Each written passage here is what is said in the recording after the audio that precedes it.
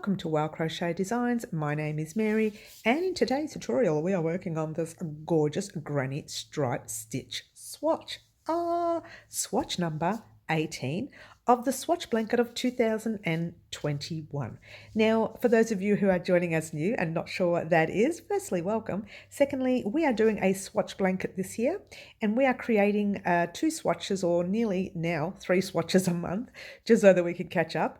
In November, we will be working on putting all our swatches together and creating a beautiful little border, tiny little border, nothing fancy with this one, because each swatch has its own dynamic, if you will. Okay, so we will be working on this swatch today, and if you want to do the past 17 swatches, I have left a link to the playlist in the description box down below. And in actual fact, guys, if you're not aware of this, that link was actually not right in the past 7 months. That has since been corrected. So if you click on that link, you will get to our Swatch Blanket playlist. Start from swatch 1 and work your way up to this swatch right here. In the meantime, as you can see with this swatch, I worked with 2 colors, 2 rows of each color, except for one in the middle. Now the one in the middle was only because I ended up with one left, and I didn't want to have one row of wine at the end. So what I did was I put the one in the middle, and then it all married up with 2 each of all of them, just for a bit of fun, something different, and it all had to marry up anyway, so there you go. I know a lot of people start with a row of single crochet here and end with a single crochet, kind of locks it all into place, but I didn't do that, and maybe if I had done that, then we wouldn't have to worry about that middle row. But anyway, it's done, and it does still look nice. It looks gorgeous. Looks like I planned it when really I didn't. Shh. But just a quick heads up to let you know, if you were wanting to make this into a blanket form, you don't have to worry about that row in the middle. Just keep doing your rows of 2 colors. Okay, 1 color, 2 rows. I'll get it right, Mary. The colors we use today are what we've been using all along, which is the Spot Saver USA style. Now it is 100% acrylic. If you do not have this particular one in your country, this is a 10 ply or an Aran weight, or a number 4, I think, overseas. Okay, the color we're using is wine. What a lovely color. This one here, and the next one is gray. Yes, and your next color is yellow. Yes, and your last color that we used today was and still is aqua. Okay, so these are your colors for your swatch. You will need really minimal, roughly between 15, 25, I will say 20 to 25 grams worth. I always make sure I keep 25 to 30 grams for each swatch. Most of them don't go over 30 unless we're doing a real solid stitch, all right? So you won't need too much. You will need the same hook that we've been using all along, or the hook that your yarn calls for, which is a 5mm hook for us. You will need 2 stitch markers, and you will need your scissors. Definitely need that darning needle. I'm sorry guys, there are going to be some ends. I know you guys are thinking, what ends? Don't worry, we'll be doing some solid colors soon. Get ready for that, guys. That's some fancy work coming up in the next few weeks for our swatches, and we are going to be doing solid colors for those, so get ready for that. In the meantime, let's get started. All right, you will need to start off with your wine, or whatever color you want to use. Okay, maroon, wine, red, whatever color you want to use, any other color, it doesn't matter. Let's move everything out of the way. Our pattern consists of a multiple of 3 chains, and then we add 1 at the end. And I calculated the best for the size, and I went through and I did 30 at first, then I did 24, and then I did 27. I should have tried 27 to begin with, but I'm going to be chaining up 27 for starters. Firstly, we're going to form a slip knot. Grab your tail end, wrap it around your finger once, twice, holding it there and holding it down there. Yeah. Pass your back loop halfway over, hold it there. Pass the other loop all the way over, grabbing your hook and giving everything a little tug. All right, and now we're going to do those chains that I mentioned. So I'm going to be chaining up 27. Okay, now this is to make a 20cm swatch or an 8-inch swatch. So yarn over your hook, pull a loop through once, twice, 3 times. Let me get a bit closer. How's that? Yarn over the hook, 4, yarn over, 5, 6, and 7, and off you go doing your 27. 8, 9, 10, 11, 12, 13, 14, 15, 16, 17, 18, 19, 20, 21, 22, 23, 24, 25, 26, 27. All right, so continue to do your 27, and then, whoops, we are going to chain one more. Chain one, like so. Now let's get a real close-up of the start, okay? So yarn over your hook. That is your first chain right there. I had to get a close-up because it's a little bit hard to see this colour. 1, 2, 3, and in your 4th chain, you are putting your double crochet. You've got your yarn over your hook. We'll do it again. See that loop there? 1, 2, 3, and in that 4th loop right there, you're popping your hook, pull a loop through, 3 loops on your hook, yarn over, pull through 2, yarn over, pull through the last 2. But from here, what I want you to do, because this is where I always forget to do, I'm going to pull up a loop to show you. Right there is your last stitch that you did. Right, let me get the stitch marker. And right next to it, see those 2 loops you see right there? That's the last double crochet that you just did, yeah? Right next to it, you've got 2 little loops right next to that stitch. That's where I want you to put your stitch marker. All right, and there you go. Pop your hook back on, like so. Now in that same stitch right there, you're going to pop another double crochet. Yarn over your hook, in the stitch, pull a loop through, 3 loops, yarn over, pull through 2, yarn over, pull through the last 2. What you have is 1, 2, and your chains here will act as a 3rd double crochet, and you are doing clusters of 3. All right, so yarn over your hook, and you're now going to skip 1, 2, and go into your 3rd loop. So there's your 1 loop, your 2nd loop, you're going straight into that 3rd loop with a double crochet, and off you go. 1, and in the same loop you're going to put 2 more double crochets.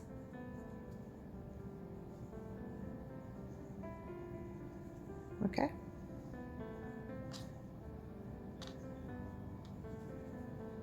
Now you're going to do exactly the same. Skip 1, if you can see those loops, skip 1 loop, 2 loops, and in your 3rd loop you are putting 3 double crochets. This is your pattern all the way along this row. Super duper easy.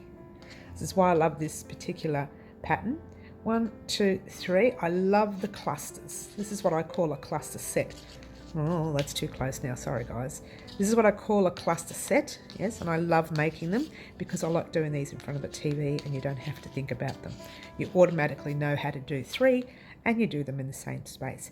It gets easier in the next row, okay, and then the next row, okay. So you're skipping 1, 2, 3. I'm sorry. You're skipping 1, 2, and you're jumping into the 3rd one. Oh, wake up, Mary. Hello. There you go. Going a little bit faster for you. 1, 2, jumping into your 3rd one. 1, 2, 3. 1 and 2, jumping into your 3rd one. 1, 2, and 3. Skip 1, 2, jumping into your 3rd with a 1, 2, and 3. Now right at the end here, you should have 3 chains left.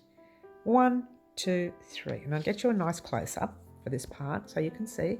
Yarn over your hook.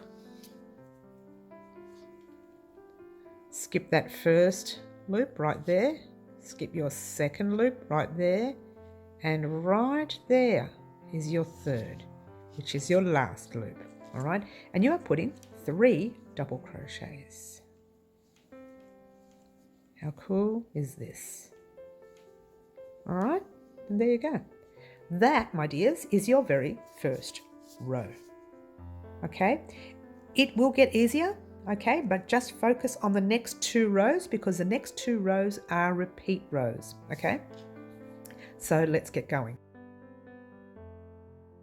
Chain 1, 2,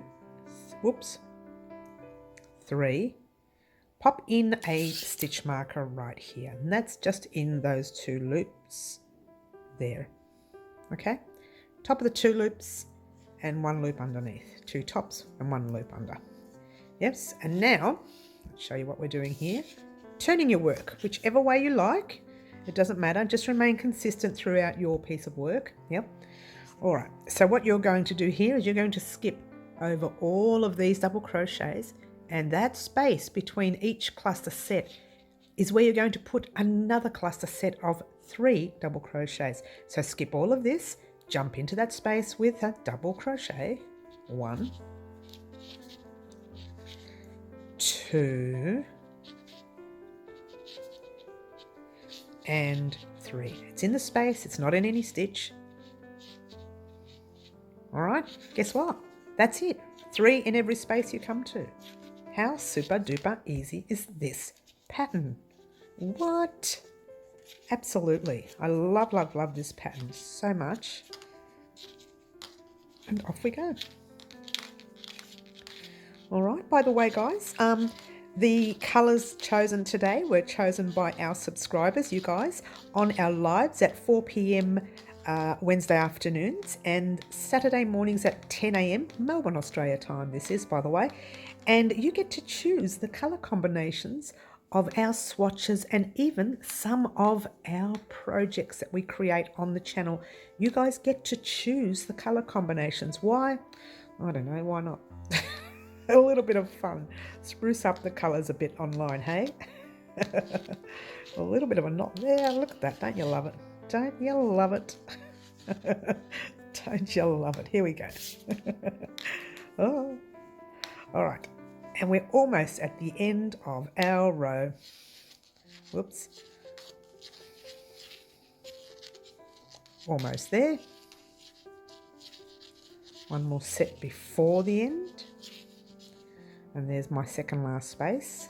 I'm sorry, I meant last space. It's my second last set.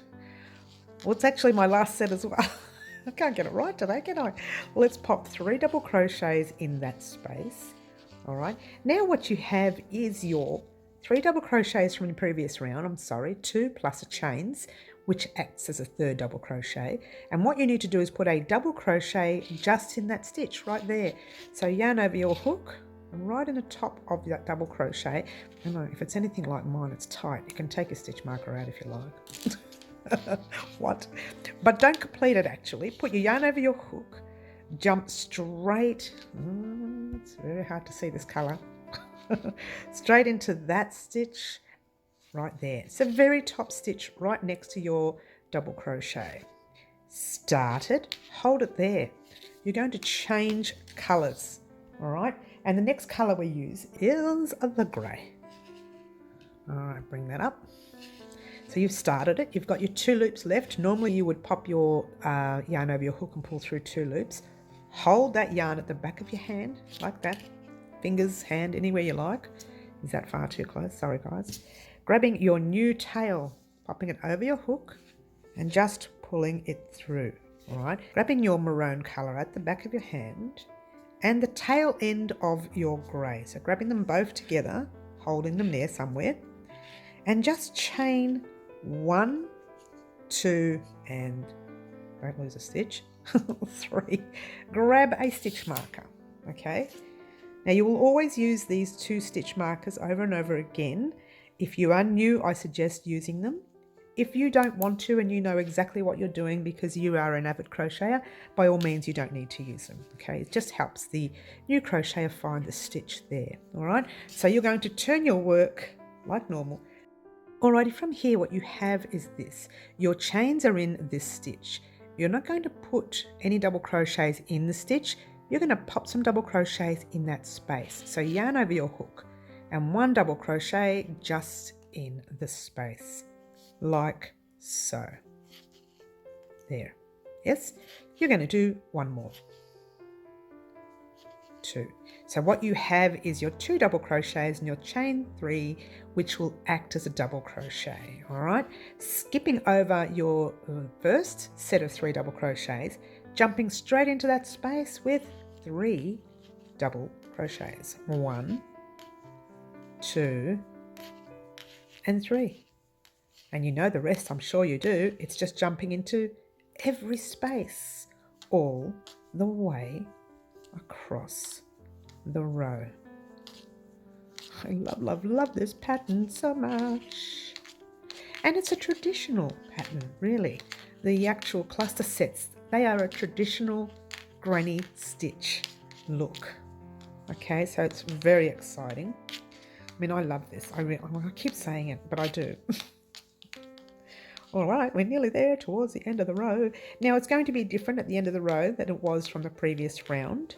This is why it's a 2-row repeat, okay? The middle bit is exactly the same. What you see here is exactly the same all the way across, okay? But the ends of the rows are different. And we're in our our last space, hello. And 3. All right, so what I'm going to do, bring this up nice and close so you can have a look.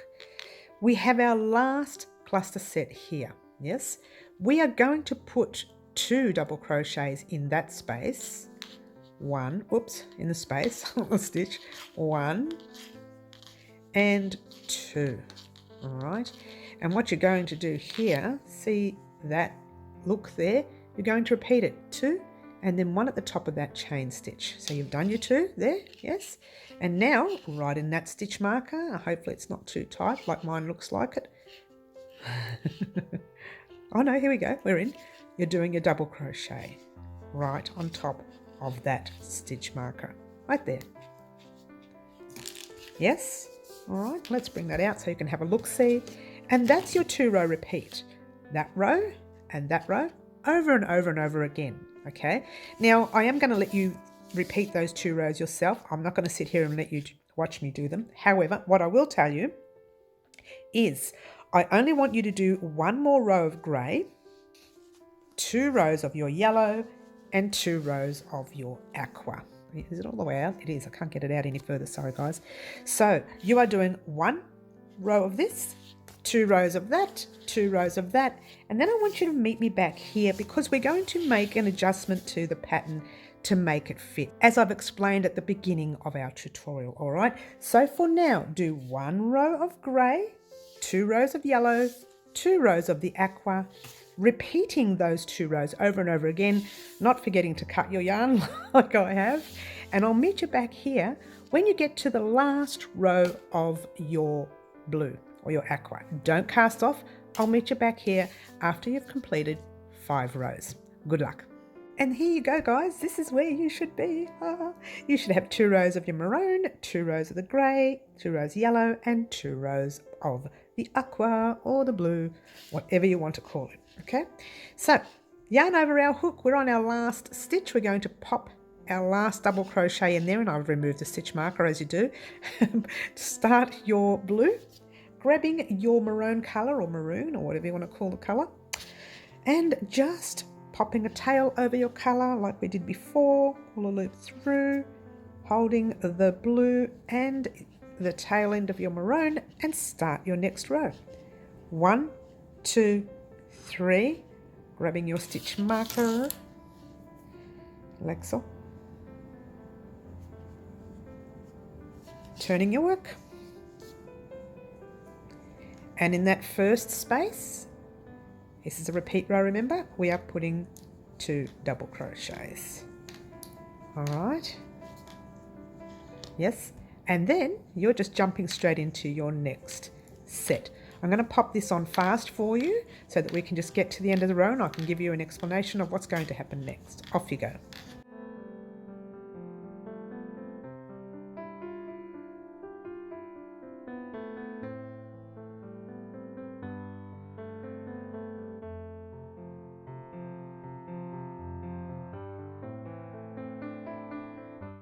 1,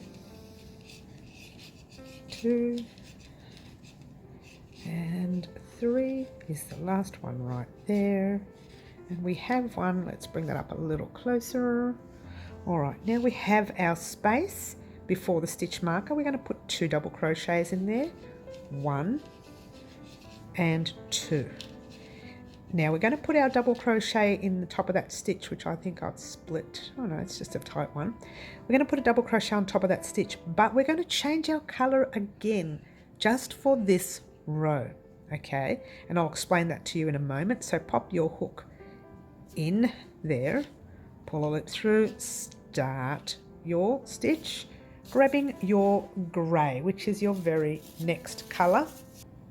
Okay, so grab your grey, pull that loop through, and grabbing everything at the back and starting your work like normal. 1, 2, 3, and grabbing your stitch marker like so.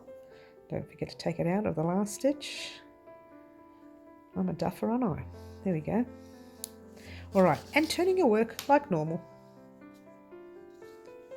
And you are skipping over all of this, jumping straight into your next space. So nothing else has changed. The only difference is we added an extra maroon row rather than doing 2 maroons. And I'll explain that to you in a moment. Just start your grey like so. And let me explain to you what we just did and why. All right.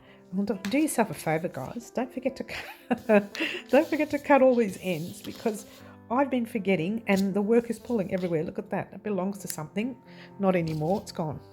All right. The blue's still attached. Hello. All right. So there you go.